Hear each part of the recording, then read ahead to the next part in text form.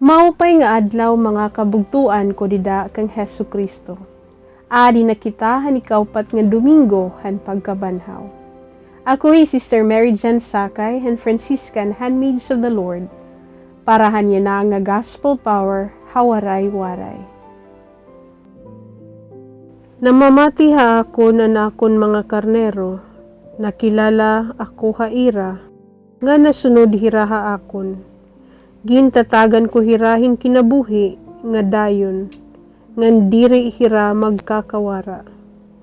Diri hira maaagaw haakon mga kamot, iginhatag hira haakon, han akon namay, nga amo ang labawhan nga tanan, ngan diri hira maaagaw haiya mga kamot, anamay nga nako, uusala. Importante god nga mahibaruan ang suludhan kan Jesus, hanya na nga ebanghelyo.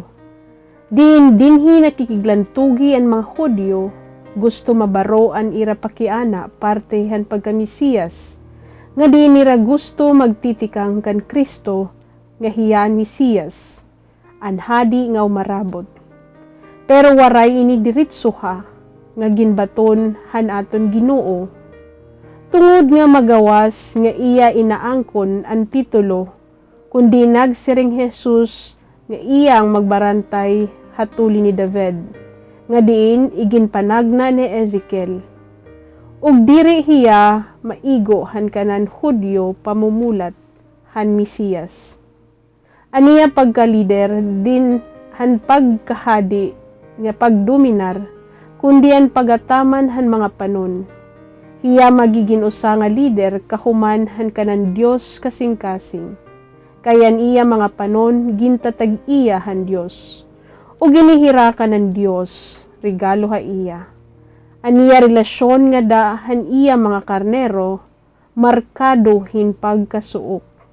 Ngan Jesus, magkakagsiring nga ini nga karnero, ginhahatag iya niya, tungod kay hira nakilala han iya boses. Ug nasunod kundi ha iya la, ngan dinhi hakalibutan daw hirap pirmi abre ha mga piligro nga nagtitigaman nga ini nga mga regalo diri nakakabulag kundi nagpapakusog nga da kan Kristo ngan hanamay nga diin an pagsalipod ngan pagproteksyon nga mga kamot nga waray makakaglabot haira.